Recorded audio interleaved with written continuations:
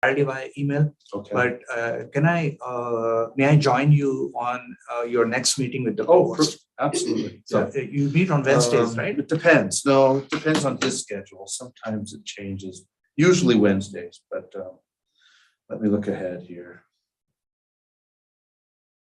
It is Wednesday at 10. This coming Wednesday? No, Wednesday the 8th. Sorry. Okay, that Wednesday the works. That works really well because the FTC will meet on whichever that Thursday is the 2nd. Okay. And what we can do is transact an enormous amount of business then, so that we are reasonably close to converging. Okay. And then I can even prepare a somewhat clean copy, which say, is it safe to share that? And that is your call, because I don't see drafts of things being shared publicly until things are finalized. But and there is danger in doing that, because somebody might come and say they were misled. And so my private feeling is that there is a high level of anxiety in CAC.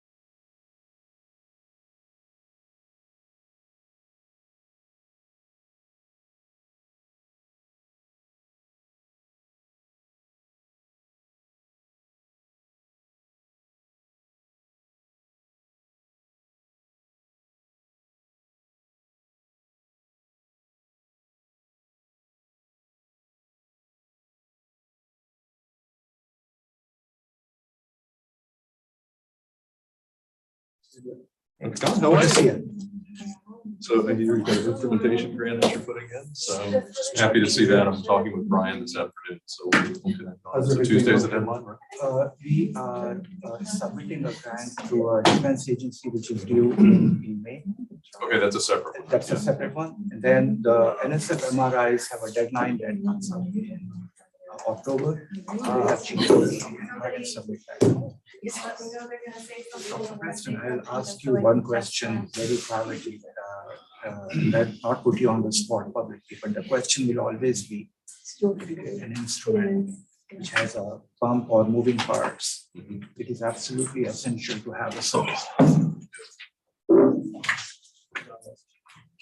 chemistry program or physics program are cash poor. Maybe at best you can come up with a couple of $1,000. So my recommendation, you can ask the question, I'm sorry if I'm preempting, but I would say put that in the proposal to say, when we submit this, the institution is committing to that ongoing maintenance support. Okay. And let's just negotiate that on the onset. That way.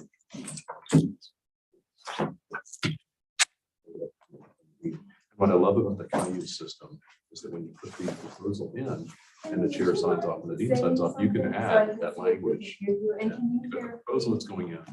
And I would think that it would strengthen it for the institution to make the commitment. Hey, how are you? And just negotiate that up front. Sorry, I couldn't. You can sign off and the program. We're committing the dollars. My suggestion would be, I'm a former dean, and there was one time when a particular unit needed $80,000. They came up with half of it. I came up with a quarter. The provost came up with a quarter because nobody had $80,000.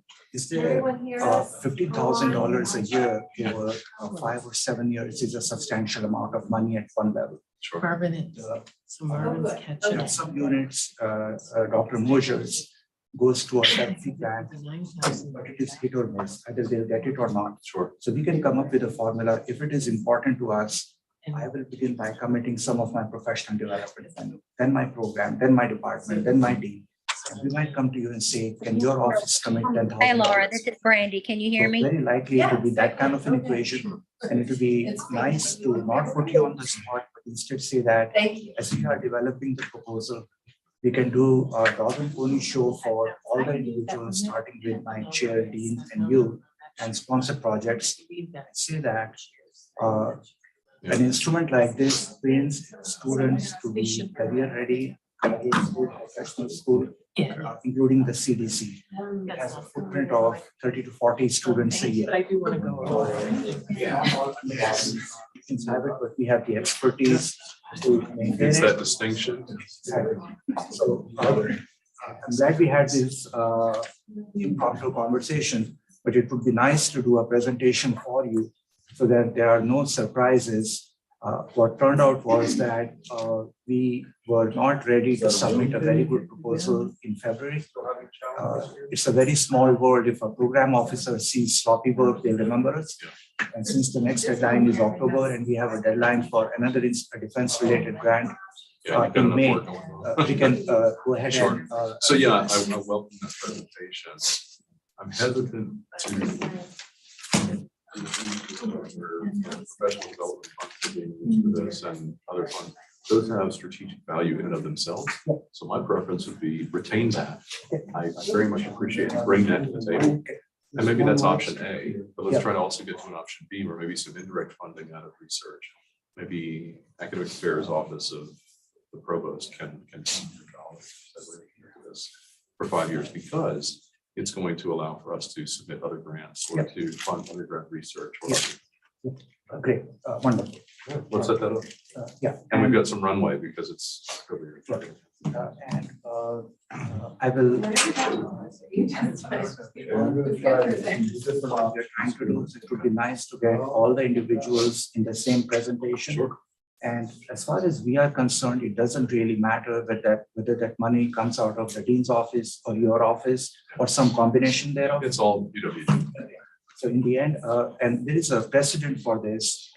2005, Professor Hines, who then went on to become president of Clayton State, he wrote a letter saying that he would provide a service contract. NSF forbids mentioning a dollar value, but they still want the commitment. Sure. So he did that, and that took us very far. And he was able to give us the maintenance contract every year. And then his predecessors, rather his successors also did that. So 5 to 7 years is the average lifetime, as you know, of a master nominee. So we got one in 2005 that worked really well for about a decade. And, I would love to have Now it's one. time we get another one Yeah, again. exactly. I agree. Now, very briefly, we also wrote an internal grant for GCMS that is smaller mass spectrometer, because that was money coming out of the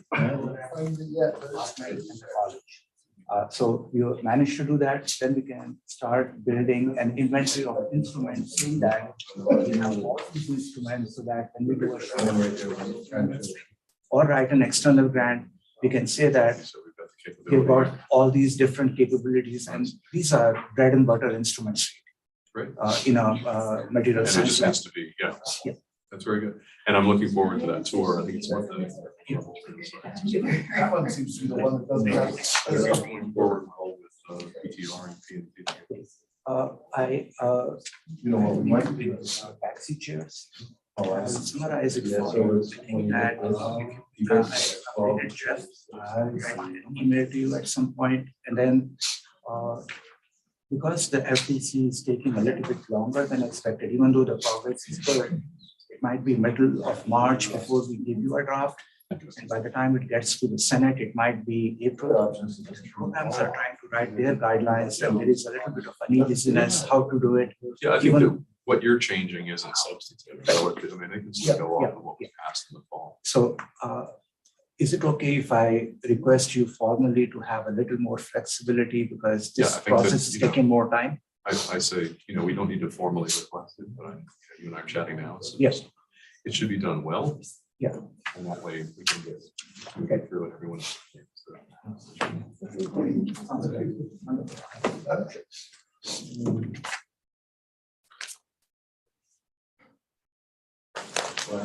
Hey Patrick, how are you? Hey Shirley, how are you? Fine, yeah. Sorry, Don't worry about it. Yeah, if you have time Yeah, afterwards. yeah, I'm open-ended today. Yeah, okay, yeah.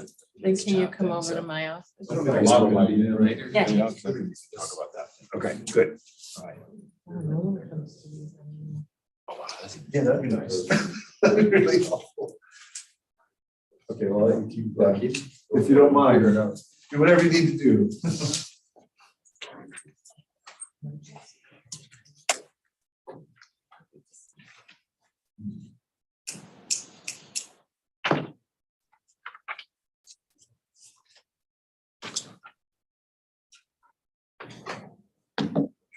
Go ahead and start.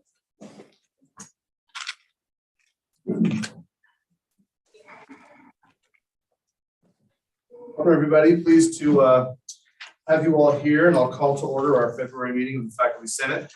We will go ahead and begin with roll call as we typically do, and I'll turn the time over to Laura for that. Okay, I get a few more people here.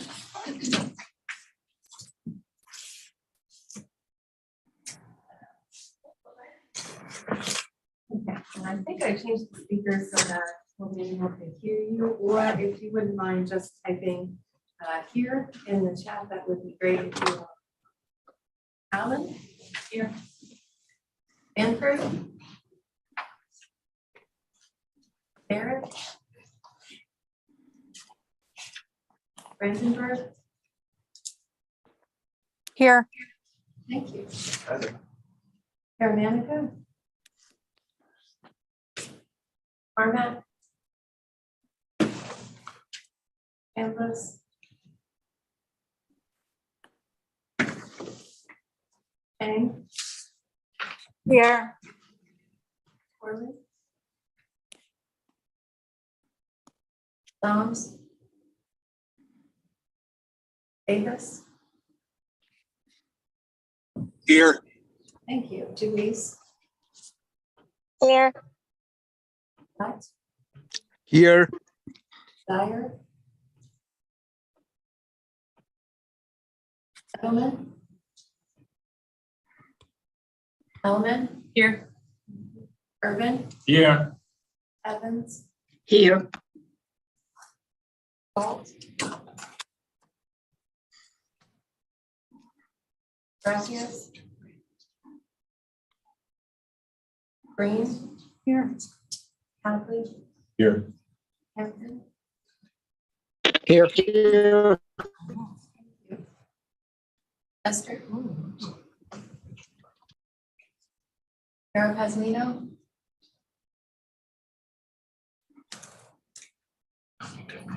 Kellison.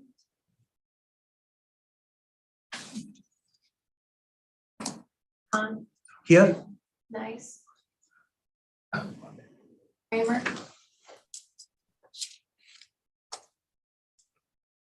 Gavin Lee. Someone Lee. Yeah, here. Leanne Boone. McKinnon. Here. Mason. Lenny. Lane. Here. Olivia Parker. Richter. Rollins. Richter's here. Helen. Here. Shepherd. Here. Ben. Schumann. Snipes. Snipes is here. Stotmeyer.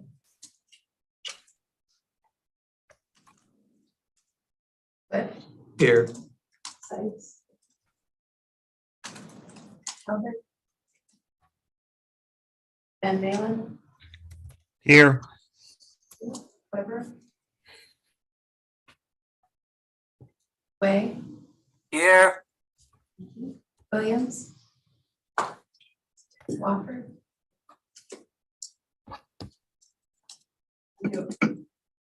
Yoder here.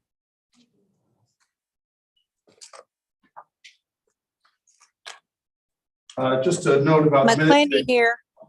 Thank Sorry. you. The notes have been approved, and we thank you all for taking your time with those to go through them and make sure that they're accurate. We're going to now turn the time over to the fly on my head. Sorry, Provost Preston to give an administrative report. Thank you, Dr. Rowe. Is this a microphone or can folks online hear? Okay, fantastic. Not surprising, I'm catching up to the technology in the room as a recovering dean of computing, but great to be here with you all. Let me begin by first introducing a visitor that we've got, Dr. Arlena Stanley, who's the Director of Admissions at South Georgia State College. She is participating in the USG's Executive Leadership Institute, and part of that program is that she shadows, the participants shadow a leader within the USG, and I'm fortunate to have her with me for the last 3 days and then a couple of days in March. So it's a great experience. I conveyed this to the deans as well, but for department chairs and others in new leadership roles, could be program coordinator or an associate department chair, assistant department chair. If you have an interest in leadership development, the USG has a number of programs that are fantastic, and the ELI program is that. So Dr. Stanley, very glad that you are here with us today. A warm West Georgia welcome to you. On behalf of the president, who is off campus today, I'll bring a couple of comments, and I'm sure he'll be joining us again next time. But I want to talk about a couple of key items at the state level. Last week was at a RACA meeting, the Regents Advisory Council for Academic Affairs, and a couple of elements came up that I want to focus on. One was ChatGPT. Anyone talking about this these days, right? This is in the news. You might have seen it in the IFE newsletter. Like many of you, many people have questions about how does this impact higher education, society in general, and how we teach our courses. So if you haven't tried this out, I encourage you to do so. It's a fascinating technology, but like many technologies, it promises quite a lot, and in some ways delivers brilliantly. In other ways, it leaves quite a bit on the table and underperforms. And so I will echo our Executive Vice Chancellor, Dr. Ashwani Manga, in saying that this is not a silver bullet that's going to take out higher education, destroy English 1101 courses, et cetera.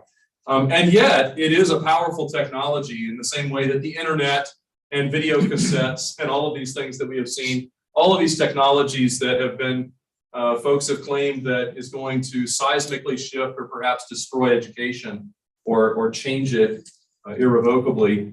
Like all of those that have come before, it is the relationship with the student and the professor that is the heart of higher education, and P12 as well. And so in that, we should be aware of it, But I would, and I know that we've got some faculty senate subcommittees looking at this. I would caution us from inserting language in syllabi that prohibit it. Let's treat this like any other tech or like any other academic honesty issue. And there are great policies that already exist in that space. If you have questions about its impact on your courses, I welcome you to talk with your chairs, talk with your colleagues, certainly reach out. Happy to discuss with you. I'll say from my own discipline, I've put in queries to say typical intro computing assignments, write code to do X, Y, or Z, and it produces flawless Java code, C# code, etc. That does not take the place of do you understand the concepts within that course? In the same way that if you were to ask it to write a paper on a particular topic, it would probably generate a D or C level middling type assignment response. But that quality that we get in our classes is really dependent upon and remains the work between the faculty and the student. So hope you don't lose any sleep over that. Skynet is not here yet, even though technology keeps moving on. I will also point to the IFE and the articles that have come out. Mandy Campbell and that group have done some great work in connecting what is ChatGPT and what are some of these other technologies, and how might you incorporate them into your teaching to demonstrate to students this is the kind of response that you would get if you put it in, and what is that lacking, and what is the deficiencies of AI in general. Two other things that came up in particular at the RACA as well: workforce development and connecting academic programs to workforce needs throughout the state. This is not a new theme for University of West Georgia, and it shouldn't be a new theme for higher education in general. But the reminder was that all of our degrees should be relevant and competitive and connected to demands out in the workforce. And we do a brilliant job of that. As I've said many times, the comprehensive sector is in that sweet spot of connecting the theory and the foundational liberal arts to practical experiential. And I think that resonates within our QEP in that career readiness and experiential opportunities for students. The last item that really came up of significance was enrollment management and continued trends. Many institutions across the state continue to witness declines in enrollment and the challenges both financially and structurally that poses. I will kind of connect that to my next points and say that yes, these are challenges that UWG and others have been facing for quite some time, but I'm happy to kind of shift gears and give some positive news. Many of you might have seen the announcement from Cobb County and the partnership that Cobb County School District announced yesterday. Their board voted on this, and it's a partnership with UWG for 500 College of Education students. These are existing teachers working in the school district, and Cobb County is investing in them and paying for their continued degrees at UWG. So that's a tremendous opportunity. This is business to business that we have negotiated directly with that county. And that represents a 4% increase in enrollment just from yesterday's announcement alone. So all of the benefits of that shift, and you've heard me saying this for many months, that yes, things have been challenging, but UWG is leaning into that hard work and facing it head on, and the fruits of that work are going to pay off. Well, this is a great example of that.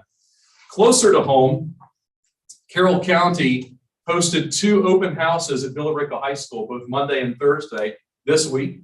And this is a partnership with Villa Rica High School in Carroll County for dual enrollment. So on the other end, right, we talked about graduate with Cobb. On the other end of that, Carroll County is looking for more of their students to come to West Georgia as dual enrollment students. And we've got a robust dual enrollment that's been great for a number of years, but this is slightly different in that it's a particular high school looking at about 100 students to come in. West Georgia buses going to Villa Rica High School and solving that transportation problem. Also getting our shield all up and down 61, which I love, and up into Villa Rica.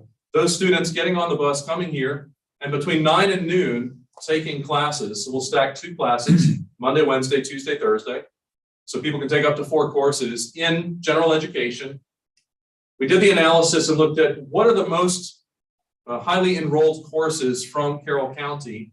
And not surprising, it would be your English 1, your US history, college algebra, et cetera. So there are 8 courses we'll be offering in fall of 23, targeted for these dual enrollment students, looking at about 100 of them coming.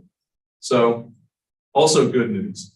And the real challenge there will be, how do we keep them, right? Once they graduate high school, we want them to stay.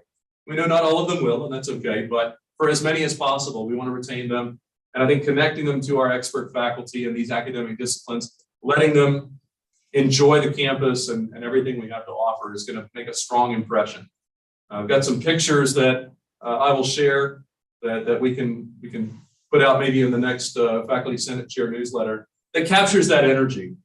I'll say in contrast, my own family experienced a less than energetic dual enrollment experience externally. And so West Georgia is really doing a grand job of that. And kudos to Strategic Enrollment Management and that team.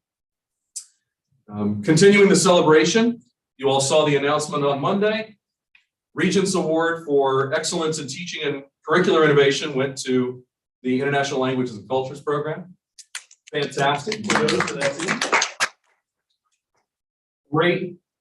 Great program. And I want to not only commend the International Languages and Cultures program, but also IFE. And we've changed the process by which these programs are nominated. It's not just let's write something and submit it, but we have a short form that goes in, and then IFE really works with those proposals and curates them and strengthens them. I'll say this is our 3rd award in 2 years, and there are only 9 Regents Awards each year. So 3 out of 18 is a pretty good record, and we're beating the odds. And I think that's a testament to not only the strength of our programs and our faculty and staff, but also the good work of those individual faculty that worked on those proposals to put them in. So Mandy will be reaching out for the next cycle, because as soon as these are awarded, right, the cycle begins again. And to remind everyone, short form proposal goes in, reviewed by the deans, and then those that are selected receive a stipend to further develop them over the summer. So it's a great opportunity to not only tout the good work of your programs and the innovations that you're doing, but also that stipend recognizes and honors the work that it takes to truly build out a competitive proposal that would then be submitted in the fall. All right, so we talked about QEP. Let's go to a couple of other elements, and I appreciate Dr. Rever, you giving some questions that came from the minds of the faculty. I want to dive into a couple of those. The first is graduate assistantships. Dr. Varga has sent those out, and so each of the deans and the faculty should be aware of those assistantships that were awarded, and then those that we couldn't at this time. There were some questions around the process and the funding, and I'll start by saying that the funding for grad assistantships remains constant, that our grad programs, as evidenced by that COB partnership, are vital and important. And if you look at the trajectory of graduate, we are on target to be 40% of our overall enrollment as graduate within the next few years. So this is a shift in the national trend, and we're witnessing that. UWG punches above our weight with respect to our graduate programs and the percentage of our enrollment that is graduate. And we're going to continue to do that and continue to grow. So Dr. Varga could not be here, but I'm going to bring a couple of highlights to the process on his behalf. And I encourage anyone that has questions to talk with your dean and also Dr. Varga on anything that could be modified in future proposals if your assistantship was not funded this time. UWG invests $4 million annually in assistantships through stipend and tuition waiver. And that is eye-raising because it's not just the stipend, but we also waive that tuition cost. So it's a significant investment. And as such, we're looking for outcomes appropriate for those dollars in that investment. Individual departments and then through the deans submitted these proposals and outcomes tied to specific programs. And it could be teaching assistantships, it could be research assistantships. There's a variety of different outcomes and goals for these. The strength of the programs, or the strength of the proposals comes from what is going to be the impact? How many people can possibly be affected by this? And so it's an ROI that goes into, if we had, instead of 4 million, if we had 12 million that we were investing in this, we would always have more that we could do than the funds allow. So regrettably, we couldn't fund all of them. And then the competitiveness comes in. What have those assistantships been used for in the past and how successful have they been? And if there was lacking there, then the opportunity is to revisit and make sure that the outcomes are being achieved. What's the impact to the student, as well as to the program and to the faculty and the scholarship of the faculty?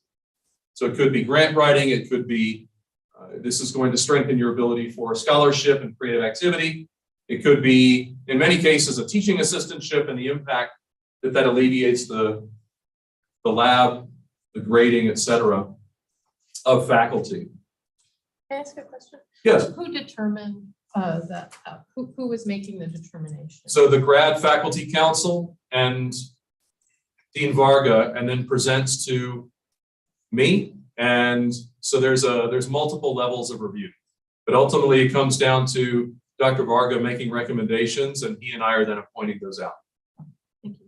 Yes. I think a notable area of improvement for this would be perhaps a feedback system that explained how the decision was made in terms of assessing, for example, impact. I'll just give everybody an example, and I would like to actually, for GPC perhaps, to look into it too, just because, just give an example from English, we had a managing editor for undergraduate research journals. So the impact is huge, because not only does it prepare that graduate assistant for a future career, but also the journal that's published by it actually presents a publication opportunity for all undergraduates. So, I mean, the impact goes in all kinds of directions, and it wasn't funded. So I don't expect you to comment on a particular case here, but for us as a program, that's really baffling, because we can't possibly imagine a use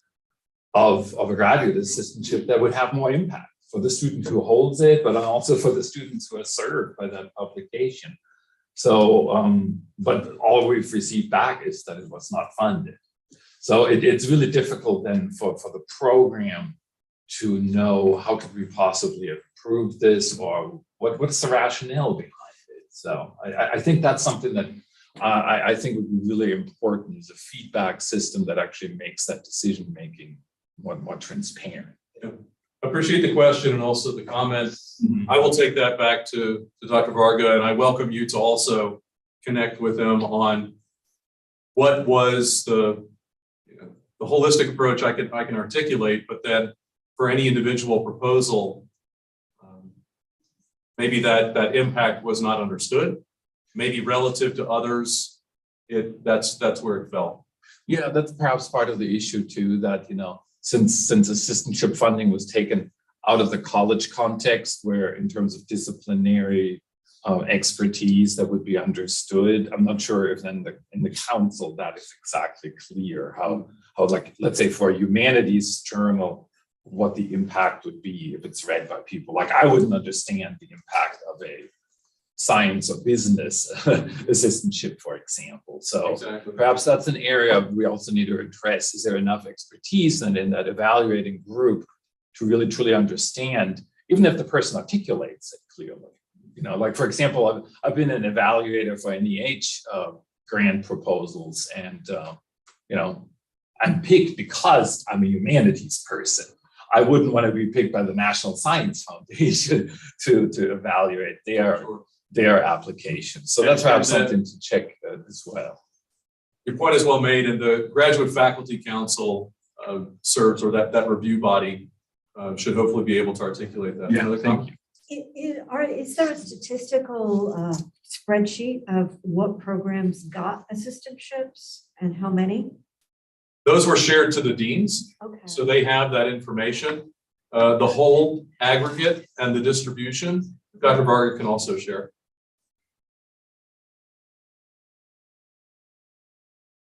And then the others on it? Okay. And then the other question that I was asked to address is the changes in academic affairs. The email that I sent out in late January talks about a number of moves across academic affairs. Most notably, likely, is the shift in honors to the University College, and then also the change in leadership within research. So Dr. Mosier, as interim executive director of research, is tasked with working with faculty and creating that Office of Research and Sponsored Projects as a service unit. And I know that there were a number of successes in that space, as well as areas that needed to be improved. Dr. Mosier was one of the most vocal faculty or leaders that said we've got some deficiencies in ORS. And so what better way to improve if not from within? And I expect that research office will be very responsive to individual programs. The pre-work is significant in its undertaking, and as programs are looking for their faculty to be engaged in seeking external funding, it's important for that office to be very responsive and supportive. And so that is the charge given there. I received a question about the Honors College and is it being dissolved or is it being defunded? In fact, the opposite is true. So yes, it is being aligned within UC, but the goal there, and I'll go so far as to say that the funding should be increased and will be increased for undergraduate research, Scholars Day, and other activities. In particular, this is an area in the QEP that we are not going to be successful in the QEP if we don't kind of bite that elephant or eat that elephant one bite at a time. And it's going to happen in a number of ways. Undergrad research is a huge area. Not only has West Georgia been successful in this in the past, but it's also an opportunity to grow and expand, especially as our faculty are writing grants and expanding their scholarship. And so I want to add to what I commented in that email from a month ago and say that the alignment of UC and honors is not to diminish honors at all. In fact, it's the opposite. It's to enhance it. And one could look at it administratively and say, well, this is a different structure and it's diminished. Not at all. The idea being that we've got a number of programs within UC, and UC's charge is really to lay that very strong foundation for all students, honors being one of them. So you've got a variety of support structures and academic programs that support students out of UC, including multicultural achievement, including the first year transition, and honors is another element of that. Engagement in honors has been in decline for a number of years. And so this shift is also the charge of this shift at UC is to grow and enhance participation in honors. There's a couple of ways that we can interpret an honors program, and some students would say, I'm only in it so that I can register first. And that is really, really missing the value of an honors program. The ability to work with small cohorts of students, to deeply engage with faculty. I had the benefit of this in my undergraduate experience. I've taught honors courses. I see the value in that. And that's what we want to lean towards and really make sure that students see, yes, okay, fine, you get to register for courses early, but that's just the 9th item on the benefits list that you should be seeing, and really articulate that strongly. So to the question about what is the future of honors, it is strong.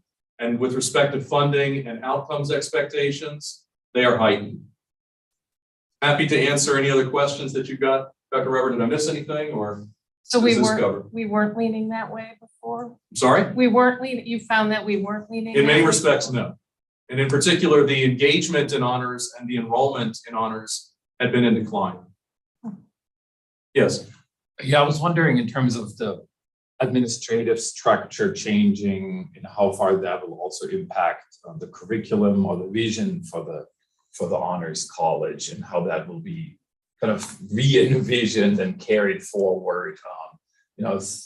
I'm interested in who would be the stakeholders there. I just taught a really successful honors class last fall on banned books, and students loved it. And so I really, want to see that prosper. And so, yeah, I guess I'm wondering how far are honors faculty and different committees involved in kind of providing that curricular and academic vision for what the honors college will be in the future. The shift and the charge to Dean Owen was to engage those honors faculty, to talk with them. There's no set solution here. There's no path that says this is what will be. I believe strongly in grassroots, and honors faculty should be directing those conversations. A great example of this is the Murphy Fellows, right? So if we look at some of the activities that go in UC currently, Dean Owen was at the Capitol earlier this week with a group of students, these Murphy Fellows, meeting with the governor and the lieutenant governor and other legislators. Those kinds of rich experiences, banned books courses, ed abroad, a deep, rich experience in honors should be the goal. And what that looks like is ours to chart. So I encourage the faculty that are interested in that, whether you've taught honors in the past or whether you haven't, but you'd like to be engaged in that, to be a part of that conversation. Since it's not a separate college anymore, is it going to be a director of honors, or do you know already what that will look like? It is still a college, right? So administratively, it's University College and Honors College within.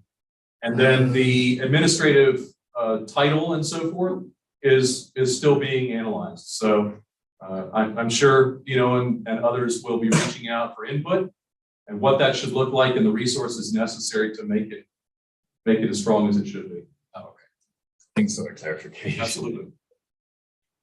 Yeah, I think what some of the faculty, what motivated some of this question has to do with what I might call post-reorg stress disorder, where some have experienced reorganization in the last few years and just want to make sure that with a shift of this type that, and I think you've answered it, but I want to just note it, with a shift of this type that the faculty shared governance process will be involved in the moving forward. Obviously, the placement of the honors college within University College was decided by the administrative side, but that the faculty senate would play a role as you described in being able to consult on the plan for how to help make this, engaged by more students, how to have honors faculty, feel a part of that process, things like that. So I think the spirit of the questions that I've received about it were sort of, another reorg has happened that we weren't involved in, what's it going to mean for us? And I think you've helped us understand that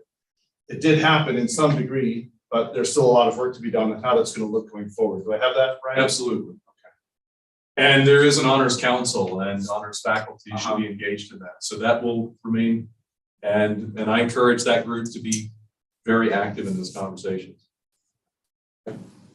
That answers what I can I publicly give a charge to that group. I mean, speaking of shared governance, one of the elements that comes out of this is how we compensate and how we structure honors courses. Currently, departments receive from the Honors College a payment. So we do budget transfers from honors into those departments where faculty are their home department. So if I'm going to be teaching an honors course, then computing and mathematics would receive a payment from Honors College. My ask is, why is that necessary? These are all UWG dollars. Do the faculty receive that? I mean, the workload shifts, right? But from a backfill perspective, the part-time that might otherwise teach the course I would have been teaching now that I'm teaching this honors is covered centrally across academic affairs. So what is the cost to the department?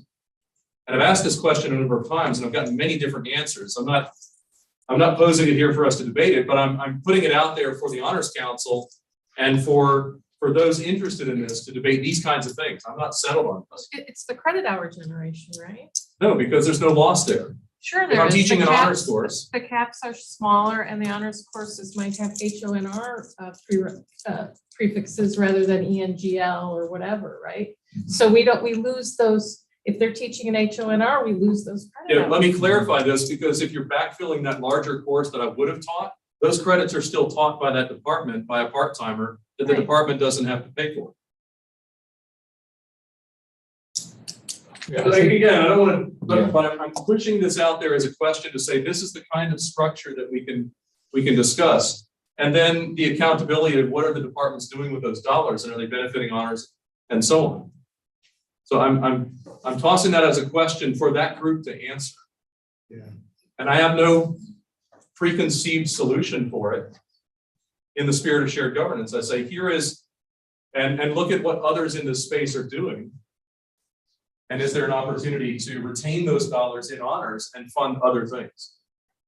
Yeah, I think up for debate. I think one thing that your comments signaled to me from a Senate perspective, and this is both with the assistantships question and the honors college question is the graduate faculty council and the honors faculty council are not exactly the same as the Senate.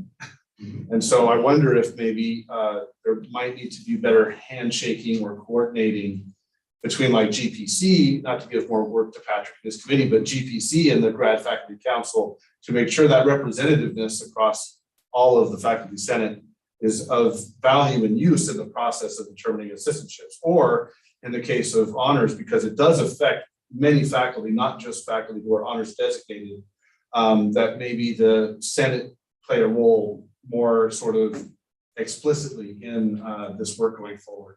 So that's what I will take from this, is to and maybe consult with you more about it. I completely agree. Because I think our Senate doesn't quite have access to this the same way we might want to or need to with our representative diversity. So I'll talk with you more about that for sure. Thank you. Yeah. Other questions or thoughts on anything? Yes. I want to make a quick comment. I'm glad that you mentioned the infusion of more money. Just to put it in perspective, I have taught many honors courses starting way back in 1998, so a quarter century. I've also accompanied students to many conferences where I find that wonderful students in the sciences and English, for example, presenting their research. So I think it would be really nice to have conversations where we talked about not only those honor students and the impact that we have on them, but then the strong impact that they have on a large number of programs and reaching them. They allow us to recruit very strong students who might otherwise go to bigger named institutions, no offense, but come to West Georgia. We have such students here as well. So I think that, as Jeff just mentioned and Patrick just asked, it would be nice to have conversations that engage honors faculty as well as appropriate committees of the faculty senate. And I always ask for money, not doing that right now, but glad to hear that there is more infusion of money, because that helps fund a lot of different things. Excellent point. Thank you. Along those lines, I think that it's a great charge, not only in the question that I posed, but to the grad faculty and to the honors faculty to say, what are your top items, budgetary? If we had funds, this is what we would recommend. And I know that we are in a fiscal shrinking and a belt tightening phase, but as we get these new enrollments in dual enrollment and graduate and other programs, then where should those revenues be placed? And if we've got recommendations coming out of GPC and Honors Faculty Council and other places, then what would be most impactful? And then my ask would be, how quickly can we get there and fund these things? I love the idea of undergraduate, paying, and graduate, undergraduate, those students being able to attend conferences. And I think many of us are here today because of that investment that was made in us as we were students. And we have an obligation to do that for the future students. Great point. Thank you. Online, I can't see if there are any questions. Okay. Any other? Are you complete with your report, or you had more? And I am complete. Oh, I just want to make sure we got questions on the right topic. So any questions on anything, folks, from Provost Preston's report? From either in the room or online. We'll give a moment for the folks online if they want to chat or signal a question.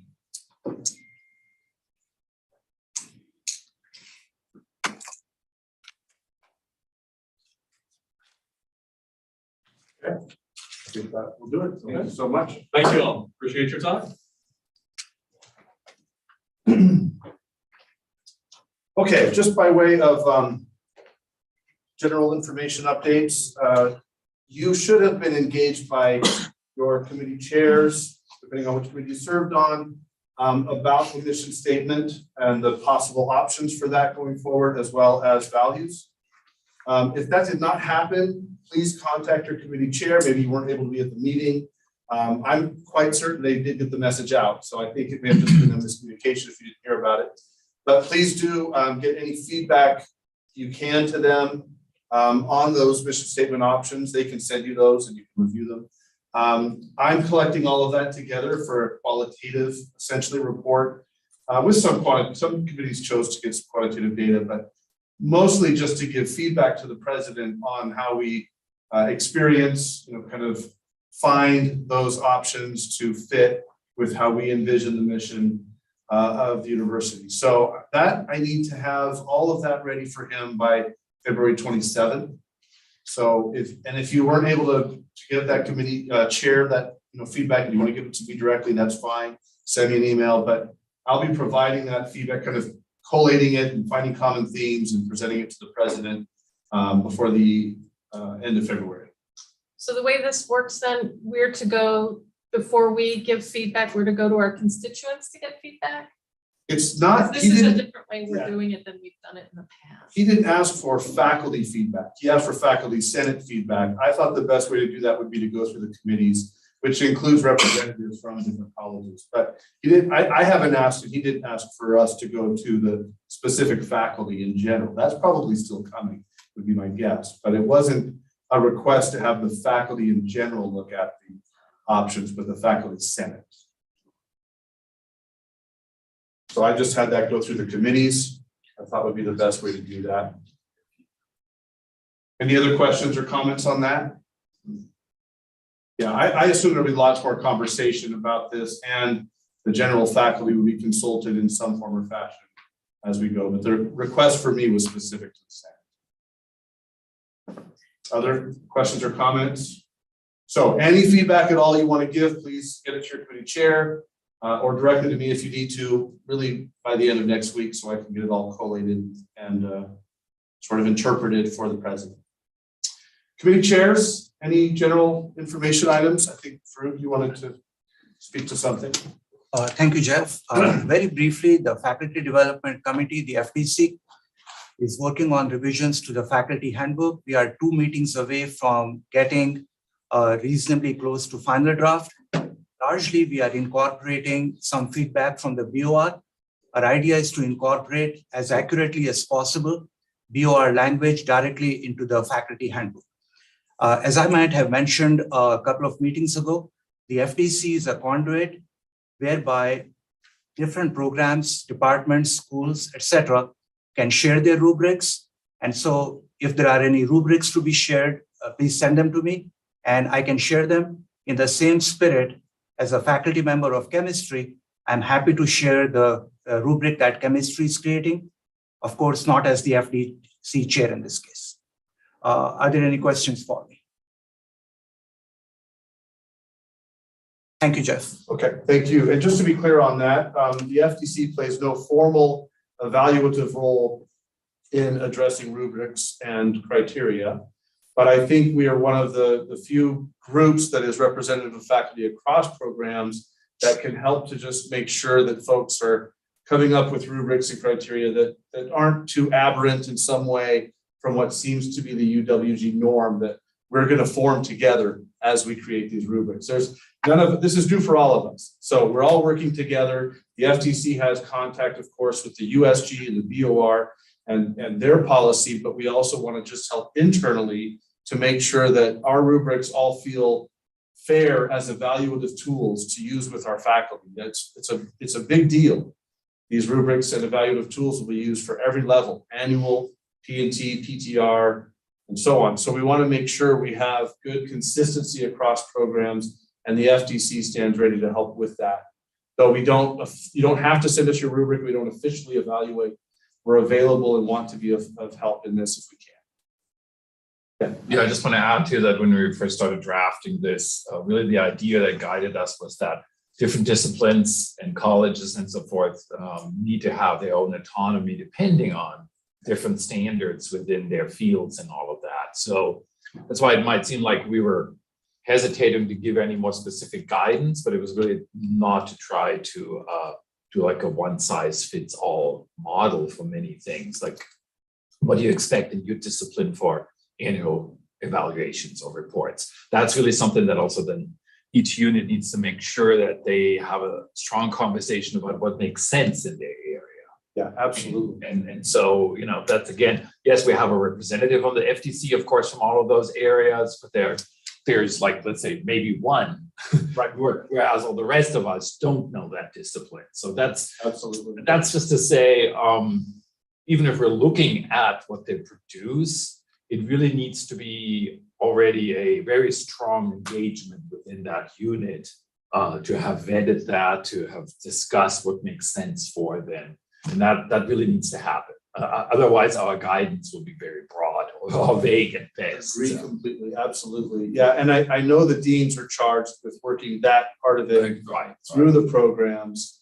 But I will say this just as an example, there's language in the new faculty handbook policy around these criteria and rubrics that does need to kind of be worked out, both within programs and to some sense across programs. So for example, how to value work that is in progress towards a publication. The faculty handbook has terms in there about sort of long process scholarship, as for example. Well, what that means, we have to work out within programs and across programs so that we're all working on a standard that is agreeable, because with promotion and tenure, you'll be evaluated by your college colleagues who won't understand long processes in your program if they're so wildly different from their own. So we need to it's sort of a dual process, working within your programs to be sure you represent your discipline well, and working across programs to make sure that these themes that are stated in the faculty handbook policy are being fairly equivalently addressed. So someone doesn't think long process means 5 years for me, and in another program it's 1 year, or it's 10 years, or whatever it might be. So we definitely need to look at some of these elements like time and make sure our FTC can help make sure that those are fairly consistent given disciplinary differences. Any other comments or questions about that? Okay. Any other reports or general information items from committee chairs? All right, then we'll turn it over to Kim and you.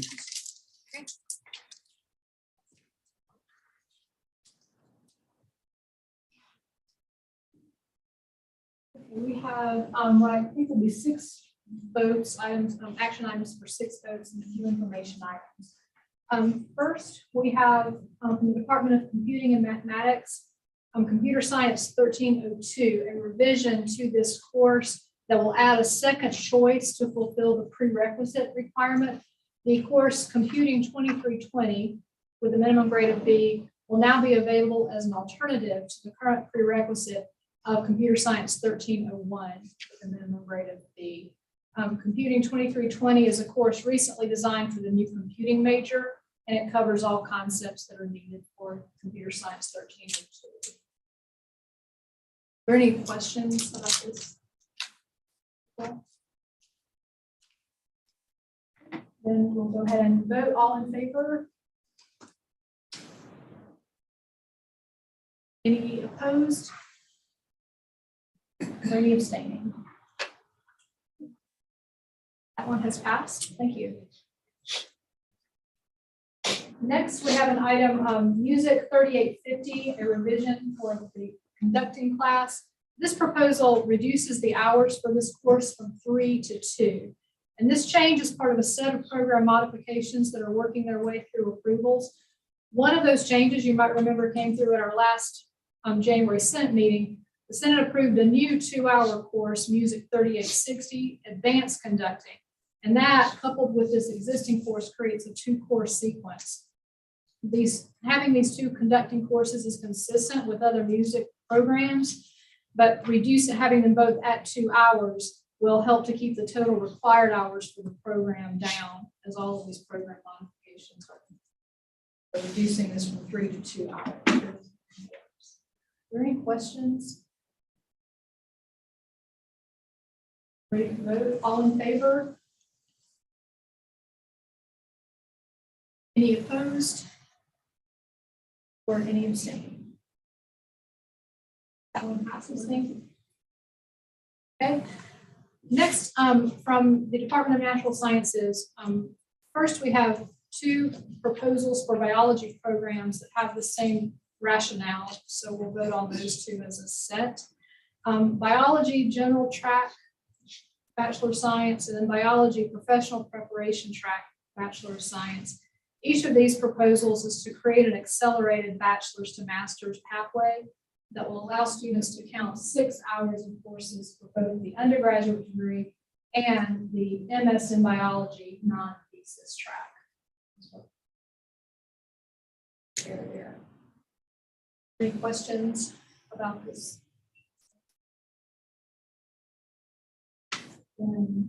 Vote, all in favor? Any opposed? Or any abstaining? That one has passed. Thank you. Next, also from the Department of Natural Sciences, we have a revision to the embedded certificate in microbiology. This proposal will reduce the hours required to complete the certificate from 16 to 14 by reducing the hours required at the 4,000 level from 12 to 10. This change will align with other embedded certificates within the biology program, and lowering the credit hours for completing the certificate will provide students more flexibility for elective choices within their biology degree. Any questions about this reduction in hours? Then we'll vote. All in favor? Any opposed? Any abstaining? That one has passed. Next, we have a program revision for the Health and Community Wellness Bachelor of Science. And this revision, the principles of organic chemistry course and its associated lab that were required for this program are being phased out by the chemistry department. So the program revision for health and community wellness is that the professional dietetics pathway will now require organic chemistry 2411 and the lab instead. While the course description indicates that organic chemistry is a 2-course sequence, the professional dietetics students will need to take only the first course and its lab to meet the program requirements and to qualify for the Georgia State Graduate Coordinated Program in Dietetics. Any questions about that change? Okay, we'll vote. All in favor? Okay, any opposed? Or any abstaining? All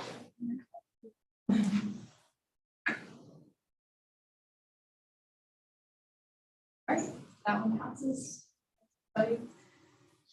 Now we have the program revision for Bachelor of Science in Mass Communications. And there are 4 modifications proposed here, so this will take a second. First, the proposal will give students the option to replace their minor with an 18 credit hour Georgia Film Academy certification. So the requirement will be stated as a minor or GFA certification ranging from 15 to 18 hours. This provision already exists for the Bachelor of Science in Film and Video Production, and with the coming additional certifications in esports, post-production, audio production, we're trying to create consistency across all of those programs. The modification will also allow students who are completing Nexus degrees to convert those 2-year degrees into 4-year degrees without losing any credits. Second change, to change the core F requirement changes from humanities or social science electives 3 hours to humanities or social science electives or communications 1121 3 hours. This communications 1121 course will give first and second year students some credit in the experiential learning labs of the school. I want to add that as an option. Third revision is updating the wording about electives to create greater flexibility in the guidelines about students' choice of major electives. And this is in response to changes that are made by the accrediting body for the program. It doesn't require being specific anymore about upper level electives that students should take. So they're trying to be more flexible in their wording in accordance with the new directions from the accrediting body. Finally, the writing requirement for the digital media and entertainment concentration is modified from communications 3305 to communications 3301 or 3305 which will give an option that includes both creative writing or journalistic writing as options. So 4 changes to this one program. I'll cover it in more.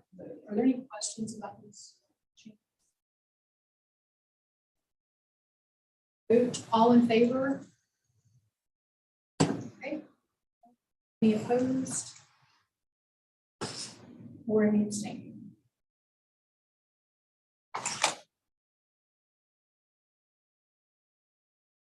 Everybody, and then lastly, information items. In accordance with the shared governance procedures, it's being reported as information that the history BA program and the history secondary education certification BA program will now be offered more than 50%, but less than 95% online. The face-to-face modality will continue, but online modality will now also be offered. And this is in response to increasing student demand online courses.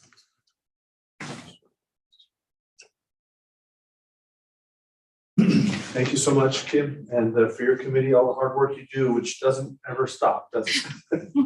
Patrick, same for you. So we'll turn the time over to our graduate programs committee chair. Thank you. Good afternoon. GPC has 15 action items that will require a vote and 3 information items. First, in CACSE, the Department of English, Film, Language, and Performing Arts, GPC approved a request to revise the Master of Music with a concentration in music performance. Rationale for this change to the admissions criteria seeks to reduce challenges that a non-traditional student may face in securing recommendations when several years removed from their undergraduate work. The changes in wording address the fact that recommenders have the opportunity to type their recommendation into a field as opposed to writing, signing, and uploading a more traditional recommendation letter. Finally, the proposed change responds to encouragement of the graduate school dean and parallels the change already approved for the Master of Music, Music Education Concentration admissions process. Are there any questions or discussion? All right, if not, let's launch the poll for those online. All those in favor of the proposal to revise the Master of Music program with a concentration in music performance, please raise your hand. Thank you. Those opposed? Those abstaining? The proposal passes. Next, GPC approved another proposal from the same department to add the new course, MUSC 6086 Advanced Music Teaching. The rationale is that the program has several graduate students who would be eligible for full classroom responsibility at UWG, and to do so, they need to be trained and mentored. As the program has an increasing number of applicants to the Master of Music program for the purpose of achieving sufficient credentials to teach at the post-secondary level, the program suspects that this course will be popular with graduate students in the program. Are there any questions or discussion? If not, we can launch the poll. All those in favor of the proposal to add MUSC 6086 Advanced Music Teaching, please raise your hand. Thank you. Those opposed? Those abstaining? The proposal passes. Moving to the College of Education. GPC approved a proposal to add a new course, EDUC 7001, National Board Portfolio Differentiation of Instruction. The rationale is that this is a competency-based credit graduate course. All work required to receive credit should be previously completed by the student. Students must have previously achieved their National Board Professional Teaching Standards certification status prior to enrolling in this course. Students must send a link to their certification to graduate@westga.edu to receive credit for this course. Any questions or discussion on this proposal? If not, let's launch the poll for those online. All those in favor of the proposal to add EDUC 7001 National Board Portfolio Differentiation of Instruction, please raise your hand. Thank you. Those opposed? Those abstaining? Thank you. That proposal passes. And a analogous proposal, GPC also approved a proposal to add another new course similar to the one just discussed, EDUC 7002, National Board Portfolio, Teaching Practice and Learning Environment. Similarly to the one just discussed, this also is a competency-based credit graduate course. And once again, students must have previously achieved their National Board Professional Teaching Standards certification status prior to enrolling in this course. Any questions or discussion on this proposal to add EDUC 7002, National Board Portfolio, Teaching, Practice, and Learning Environment? Yes. Do these have any differentiation between content area certification for national board certification? Like when it counts towards this graduate requirement, can it be, do you know if it can be any content area of national board certification, or it has to be within their field that they're working towards in their program? So meaning like if they're going, you know, for They're going their into reading and construction or something for their masters, but their national board certifications in general ed or something. or science. Yeah. Is there a So, provision for that, like how those are? I should have asked on the first one. My apologies. okay. I am not certain. So these certifications are not, the certifications, these National Board Professional Teaching Standards certifications can be in a range of areas, is that what you're saying? Right. And you're wondering which ones would qualify for, to fit within a particular course. Right. Correct. I don't know if we have anyone on the call from College of Education who could speak to what certifications qualify for these courses. Is there anyone online from the College of Ed? A department. I can go ahead and jump in on that if you don't mind. I think the courses themselves are generic. I think it would be up to the program to decide if they would accept those. So it would, if I'm understanding correctly, the courses exist and programs could choose to have those slot in as electives or whatever. So it would be up to the program, I think, to make that decision. So for example, reading instruction, if you decided you were only going to slot in people who had their national boards in reading, you could do so. Okay. That makes sense. Yeah. Thank you. Any other questions on this proposal? All right, we can launch the poll. All those in favor of the proposal to add EDUC 7002, National Board Portfolio, Teaching, Practice, and Learning Environment, please raise your hand. Thank you. Those opposed? Those abstaining? Thank you. That proposal passes.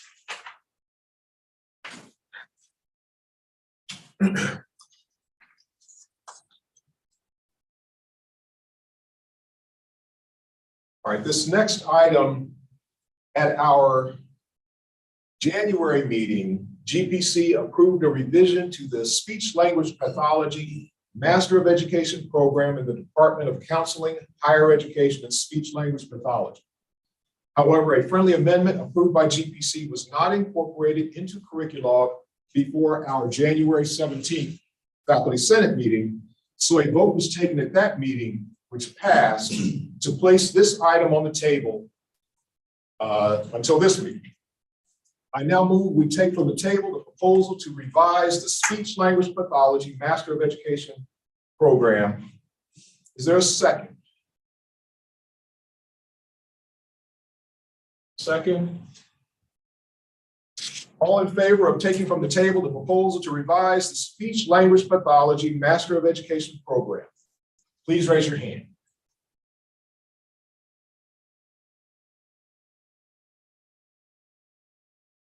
Thank you. Those opposed? Those abstaining?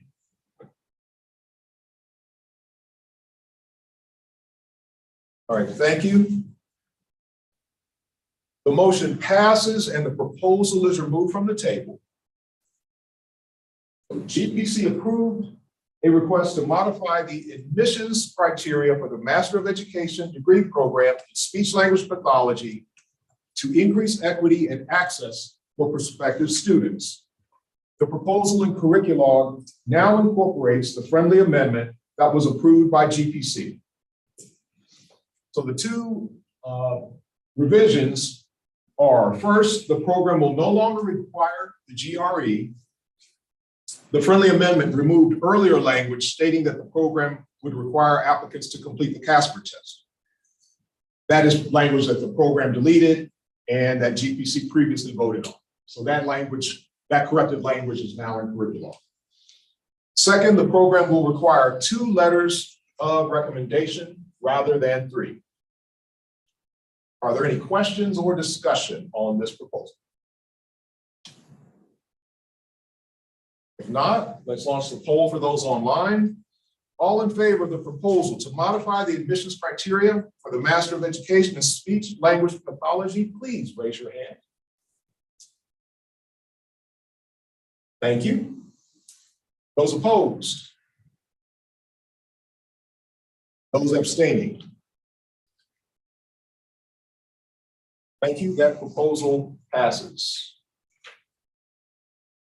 Next, in the Department of Early Childhood through Secondary Education, GPC approved a proposal to revise the Secondary Education Specialist in Education degree program, concentrations in biology, broad field science, business education, chemistry, economics, English, history, mathematics, physics, and political science. The program is removing 2 criteria for admission. First, the Georgia assessments for the certification of educators assessment requirement is redundant because passing it is required for certification. And 2, the program is also removing the requirement for 3 years of teaching experience at the postmaster's level. Are there any questions or discussion on this proposed revision? Okay, we can launch the poll. All those in favor of the proposal to revise the admission requirements for the Secondary Education Specialist of Education degree program, concentrations in biology, broad field science, business education, chemistry, economics, English, history, mathematics, physics, and political science, please raise your hand.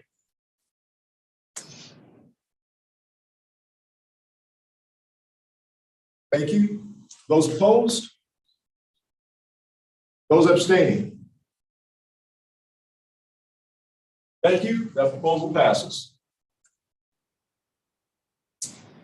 Next, in the Department of Education, Educational Technology and Foundations, GPC approved a proposal to revise the Specialist in Education degree program in Instructional Technology, Media and Design, concentrations in Instructional Technology and School Library Media.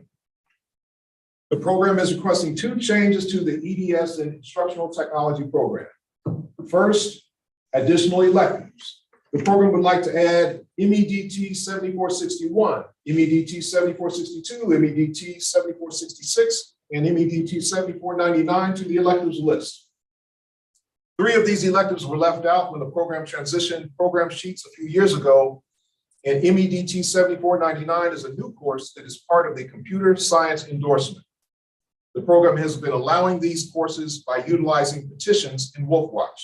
This should help reduce the administrative workload while also alerting students that these are viable elective options. Second, the establishment of 2 tracks. The program is requesting to split or create a new track within the EDS in Instructional Technology concentration. Currently, students have the option to complete IT certification through the Georgia Professional Standards Commission at the EDS by completing the degree in the following courses: MEDT 7464, MEDT 7490, and MEDT 7476. However, the initial certification courses cannot be built in as requirements into the current concentration as students that completed their MED or Masters of Education in IT at UWG have completed the initial certification courses as part of that degree. As the program has grown, advising issues have arisen with students completing the degree hours, but not completing the certification courses. For this purpose, the program requests the creation of 2 tracks within the instructional technology concentration. One track, IT certification, will be for students pursuing the initial IT certification with the Georgia PSC, which will include the IT certification courses, MEDT 7464, MEDT 7490, and MEDT 7476 as requirements. The second track, general, will be for students who already possess IT certification or are not pursuing IT certification from the Georgia PSC. Any questions or discussions on that proposal? And we can launch the poll. All those in favor of this proposal to modify the Specialist in Education degree program in Instructional Technology, Media, and Design, concentrations in Instructional Technology at School, Library, Media, please raise your hand.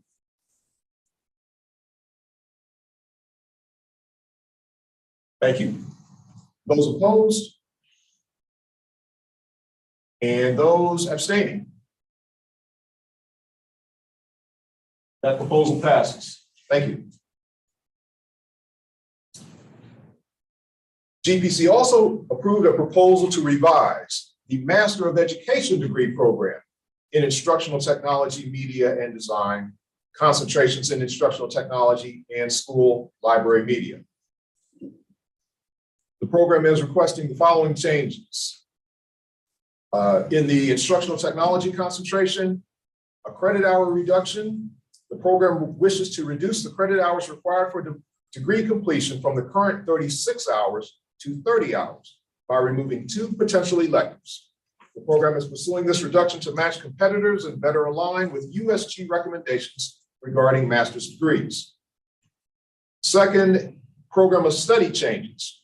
Currently, the IT certification classes across degree programs are inconsistent. When the program aligned to the new Georgia Professional Standards Commission IT standards, those standards were aligned to the same courses across all degree programs, MEDT 7464, MEDT 7490, and MEDT 7476. For this reason, the program wishes to change the Instructional Technology Certification segment of the program to reflect these courses. The existing IT-focused core will now include MEDT 7461 and MEDT 7468. The purpose of this change is to make the IT certification courses consistent across all degree programs. And this proposal also includes proposed revisions within the Master of Education and School, Library, Media certification, the dual program. Questions about this proposal or any discussion? All right, we can launch the poll.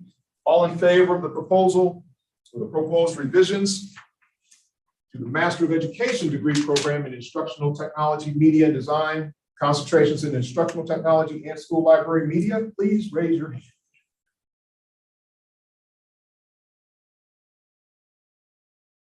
Thank you. Those opposed? And those abstaining? Thank you. That proposal passes.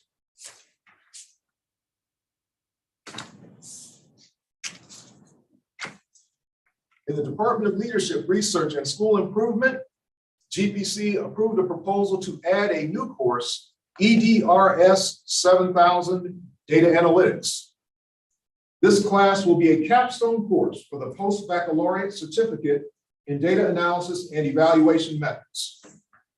While students have a wide range of options in selecting the other courses included in the program, EDRS 7000 Data Analytics will be the only class that all students must complete to obtain the certificate. This course will include a program capstone assessment consisting of an applied data analysis project. This project will help assess the effectiveness of the program's student learning outcomes. Any questions or discussion on this proposal? Okay, we can launch the poll. All those in favor of the proposal to add the new course EDRS 7000 Data Analytics, please raise your hand. Thank you. Those opposed? Those abstaining? Thank you very much. That proposal passes.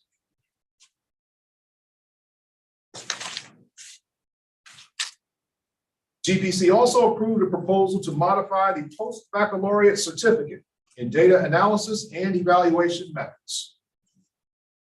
Changes to the program aim to increase student enrollment by addressing market demand through additional discipline-specific options, such as educational research courses in the program of study.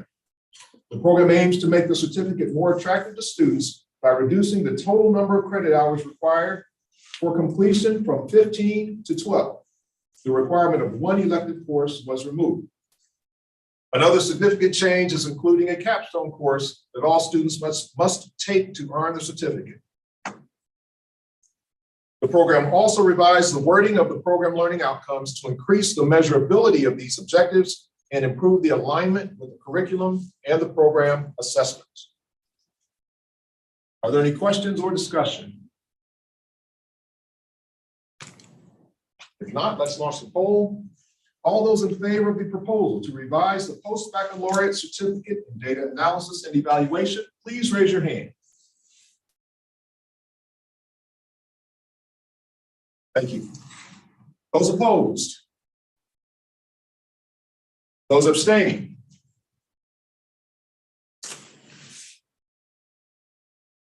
Thank you. The proposal passes. Next is the Department of Literacy and Special Education. GPC approved a proposal to revise the Master of Education degree program in reading instruction. First, the program proposes modifying the catalog description to emphasize that candidates will learn research-based strategies aligned with structured literacy, the science of reading, and balanced literacy as complementary approaches to effective language and literacy instruction. Updating the catalog description will ensure that the program is aligned with the latest terminology in the field and thus make the program more marketable and appealing to potential students. Next, the program proposes adding a new area of concentration to Area 3 of the plan of study for dyslexia. The department now offers a dyslexia endorsement, which is very popular. Being able to transfer dyslexia endorsement credits into the Masters of Education in Reading Instruction program will make the program more marketable and appealing.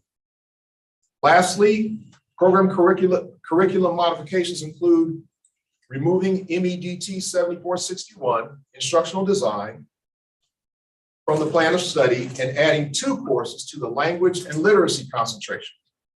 READ 7240, TESOL, Literacy, Linguistics, and Second Language Acquisition, and which is an existing course for 3 credit hours, and READ 6705, a comprehensive final exam, which is a new course for 0 credit hours.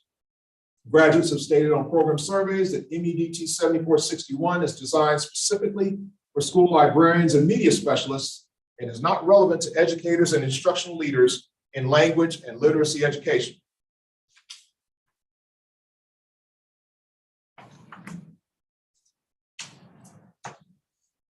Adding READ 7240 will expose candidates to English to speakers of other languages, ESOL competencies, even if students choose not to complete the ESOL track for Area 3. Regarding the addition of READ 6705 Comprehensive Final Exam, program faculty are currently notified by the Office of the Registrar with a list of tentative program graduates at the end and beginning of each semester. However, even with 2 methods of notification in place, each semester 1 or 2 students on the tentative program graduates list do not register for the exam on time. Having a 0 credit placeholder course will help ensure every student on the tentative program graduates list registers and completes the comprehensive final exam required for graduation. Any questions or discussion on that proposal? or several? Not. We can launch the poll for those online. All those in favor of the proposal to revise the Master of Education degree program in reading instruction, please raise your hand. Thank you. Those opposed? Those abstaining? Thank you. That proposal passes. Moving to the Richards College of Business, the Department of Accounting and Finance. GPC approved the proposal to revise the combined Master of Professional Accounting and Master of Business Administration. And the rationale is to reflect changes consistent with the MPACC and MBA programs.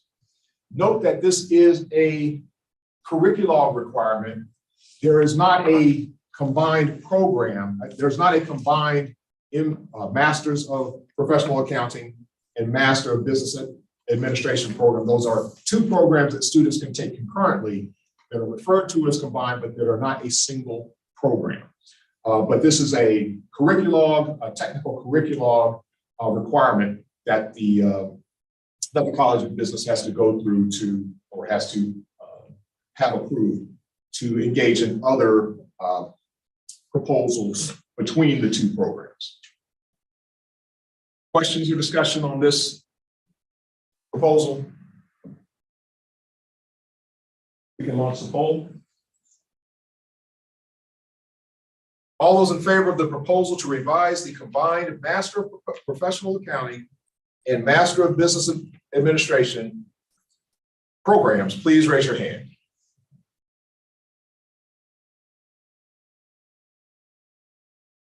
Thank you. Those opposed? Those abstaining? Thank you. That proposal passes. Next, GPC approved a proposal to revise the Master of Professional Accounting program. Rationale is to remove several courses to be consistent with the foundation courses requirement for the MBA program, other than Accounting 2101 and Accounting 2102, which are required for the Masters of Professional Accounting program. Any questions or discussions on this proposal? If not, let's launch the poll for those online. All those in favor of the proposal to revise the Master of Professional Accounting degree program, please raise your hand. Thank you. Those opposed? Those abstaining?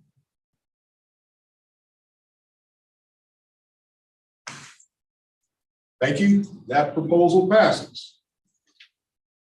The Department of Management, Master of Business Administration, GPC approved a proposal which has the rationale. The MBA program is working with other programs on campus to highlight the interdisciplinary opportunities through our elective options. A maximum of 2 MBA electives can be taken from other colleges at UWG. A list of approved electives are on the MBA program sheet. In time, this updated selection of electives will help the program develop combined program opportunities. Any questions or discussion? Let's launch the poll for those online. All those in favor of the proposal to revise the Master of Business Administration program, please raise your hand. Thank you. Those opposed? Those abstaining? Thank you. That proposal passes.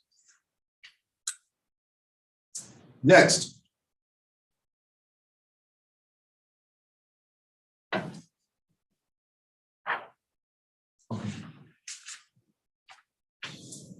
We have a proposal to Make a modification in the graduate catalog for 2023-2024. GPC approved a proposal to revise the transfer credit policy. The proposed revisions will clarify that acceptance of transfer credit is at the discretion of the faculty and is approved by the graduate school. In addition, the proposed policy revisions specify the time period within which transfer credit must have been completed, which is within the 6 to 8 year period allowed for the completion of degree requirements. Any questions or discussion? Yes. Do you know what discretion of faculty means? I mean, faculty as a body or faculty who is teaching that course? It's kind of, to me, not clear what's meant by discretion of faculty. How's faculty define that? Yeah, and Dr. Vargas not here, but I presume that that would be something that within a department, the department, whatever unit is going to determine whether transfer credit will be accepted when someone is being considered for acceptance into a particular program. My assumption is that the faculty would in that unit would evaluate it with whatever procedures they have in place, and then and then they make their recommendation that X amount of credits will be accepted, and that would go to the graduate. That recommendation would go to the graduate school. It's my assumption. I think the way you're saying it makes sense. I just think the wording is a bit vague. Okay. Thank you. Is that a request or a motion of any kind for a friendly amendment, or? Yeah, why not? I think it would be stronger if along the lines of what Patrick said, the language could be amended. So yes, it's a request for friendly amendment. And can you specify the amendment? How did you put it? The discretion of the faculty within the program or department, maybe something like that. In the specific program or department. I think, and you can help me here, Patrick, as the English professor, but is there maybe a verb needed after credit, like is granted, or is it just left transfer credit is at the discretion? I'm sort of confused by that part too. Acceptance. So acceptance of transfer credit. Yeah, that would make it better too. More in grammatical terms, perhaps. Transfer credit is at, this is in my notes. Okay. Acceptance of transfer credit is at the discretion of program faculty, or I don't know if it should be unit, or I think that's, yeah. Program. Relevant program faculty. Yeah, program, probably program. Acceptance of transfer credit is at the discretion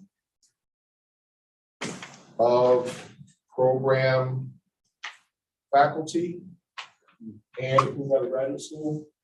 Now, the graduate, Dr. Vargas is not here, so I don't know if we would need, would we be able to make the proposal for the modified language here?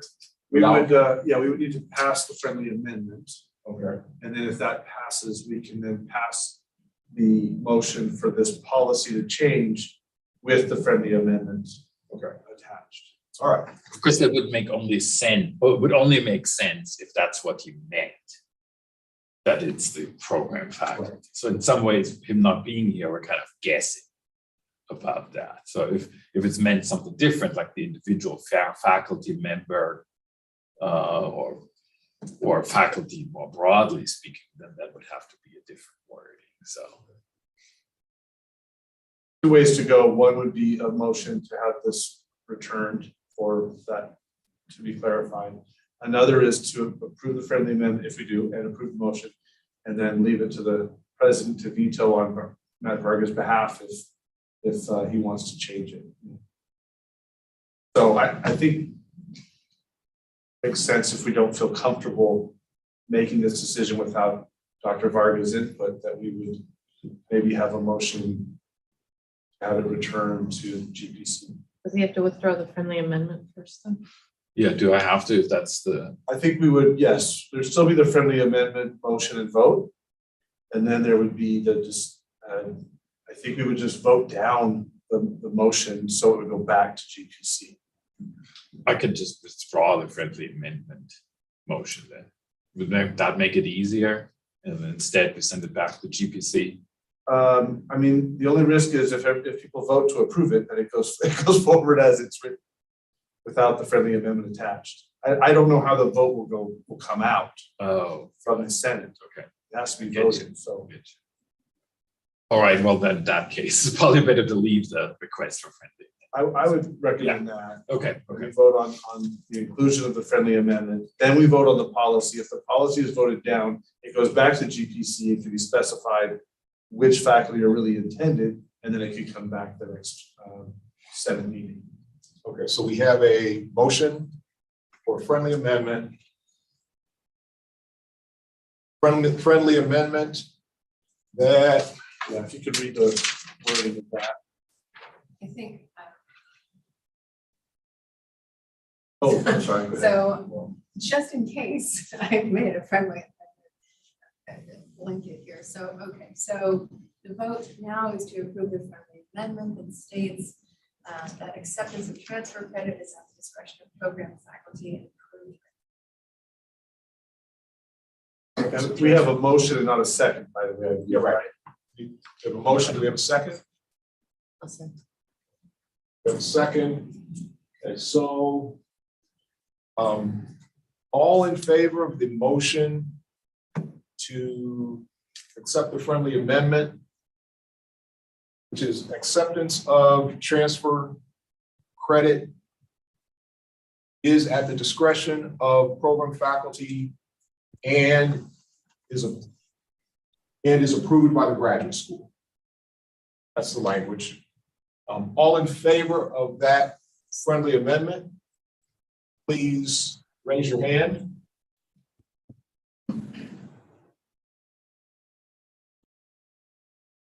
Thank you. Those opposed? Those abstaining? I thank you. The motion passes. The friendly amendment passes. Next. So next, we will vote on the policy, the modified transfer credit policy with the friendly amendment included. All those in favor, we can also poll all those in favor of the modified transfer credit policy, friendly amendment included, please raise your hands.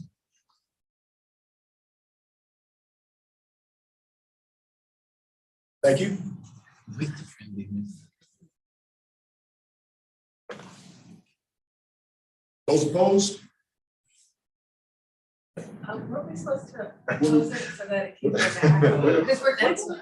Oh, I didn't understand that. Yeah, no. It is confusing, so. Yeah, I need our parliamentarian to correct everything here. I thought or maybe we could put a motion on the floor to table it, and then wouldn't it go back? I think so. That's what Robert's. I think we can table it. It would go back, and we have approved a friendly amendment to the tabled item. I think that would be maybe more appropriate for this. Is that a motion? Motion to table. We have a motion to table. Second. We have a second. Motion to table the GPC transfer, the transfer credit policy. Hold on. Sorry. No, that's fine. The friendly amendment. But your question was.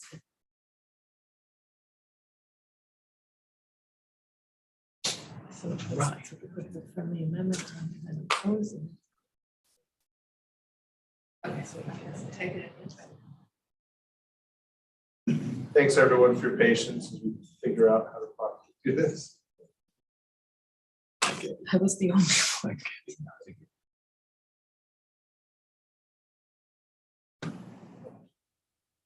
And so we're tabling it with the.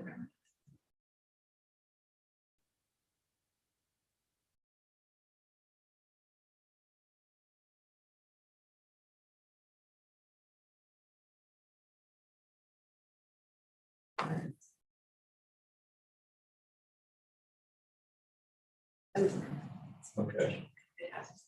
Oh, We have a motion and a second to table the transfer credit policy. And wants to poll those in favor of placing on the table the transfer credit policy, please raise your hand. Sorry. There was a question about like, I know I'm messing it up, but do we want the motion to be tabling it or return it to committee? Because it's almost like tabling it, just like, yeah, if it tables it, doesn't that just like put it on a shelf, not to be dealt with? can it be just? I thought a table could go back. Is, Craig, are you on our parliamentarian? I should have asked that earlier. I saw someone also asked it Well, in the chat also, I mean, didn't we already vote to approve to it. approve? We did, but there was at least some expression of confusion. But what were the numbers of the? It passed. It would have passed, yeah. So I think you have to go with that anyway, because that's already on record. Craig isn't here. Colleen said if we wanted to table, we could say event, but I think you're right. This is, it already much passed. Passed. No. The policy with the address. The policy with the friendly. So we'll just put it forward as passed in the minutes, and the president can not approve it if Dr. Varga expresses the need to revisit it. In the future. Yeah, okay. So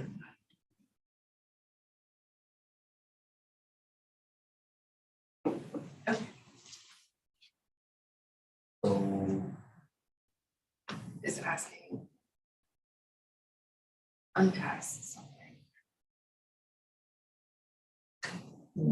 I think for ease of this, we'll just put it forward and let the president with advisement from Dr. Varga decide if it needs to be approved.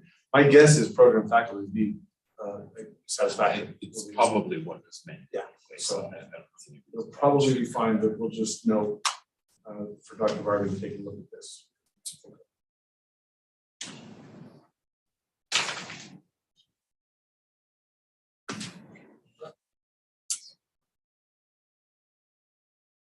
And so that concludes the action items from GPC. GPC also has 3 information items to delete 3 certification programs in the Tanner Health System School of Nursing. These are presented as information items for Faculty Senate. They were approved by GPC for curriculum processing.